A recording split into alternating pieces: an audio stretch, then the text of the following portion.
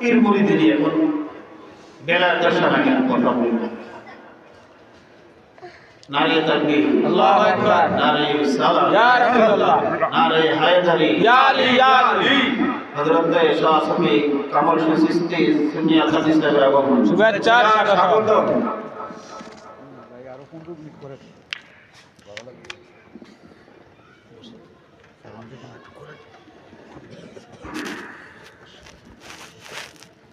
বলছিলাম পীর মুরিদি বিধান নিয়ে বর্তমানে তার উপর অনেক বক্তব্য আছে কিনা বলেন? ঠিক, পীরের দরকার নাই, মুরিদের দরকার নাই। এখন এই প্রসঙ্গে কোরআন শরীফ থেকে আমরা কি পাই, কি মেসেজ পাই? যে একজন মানুষ পৃথিবীতে আসছে হেদায়েতের জন্য, পীর ও মুর্শিদের কাছে যেতে হবে, বা আমরা যারা যাই অথবা আমাদের কাছে যারা আসে তাদের দলিলটা একটা কথা মনে রাখবেন, এই দুনিয়ার জমিনের মধ্যে কোনো আল্লাহর ওলি পীর মুরিদি শুরু করে নাই। এখানে আলেম আছেন, বিশেষজ্ঞ আছেন, কোনো আল্লাহর ওলি এটা শুরু করে নাই। তাহলে আমরা কোথা থেকে পাইলাম? জানা দরকার আছে না? বিভিন্ন দরবারে বিশ্বাস করেন দলিলটা কি, কোথা থেকে পাইছেন? পাইলে একটা বিরোধিতা করতে পারবেন। যখন বায়াতের মানে আয়াত নাযিল হয় নাই, আমার নবী সরকারে দো আলম এইভাবে সাহাবাদেরকে বসিয়ে হাতে হাত রেখে বায়াত করাইছেন। সুবহানাল্লাহ।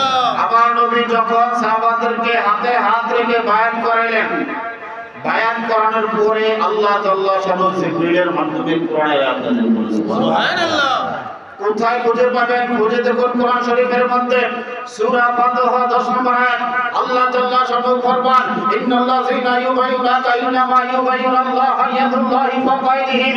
আল্লাহ বলেন, যারা আপনার হে হবে, যারা আপনার হাতে হাত রেখে মুরিদ হয়েছে বা বায়াত হয়েছে, তারা মূলত আমি আল্লাহর কুদরতি হাতের উপর হাত রেখে মুরিদ হয়েছে। সুবহানাল্লাহ।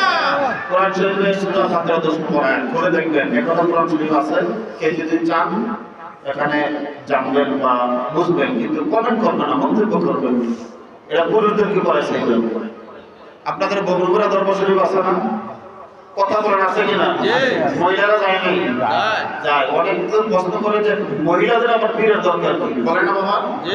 দলিল পেয়ে যান কোরআন শরীফের মধ্যে। এই কোরআন শরীফের মধ্যে আরেকটি সূরা আছে, সূরা মুমতাহিনা। সূরা মুমতাহিনা 12 নম্বর আয়াতের মধ্যে স্বয়ং আল্লাহ বললেন, ইয়া আইয়ুহান নাবিয়্যু ইযা জাআকাল মুমিনাতু ইউবাইয়ুনাকা, হে হাবিব, যে সকল মহিলারা আপনার কাছে আসে আপনি তাদেরকে বায়াত করুন। সুবহানাল্লাহ।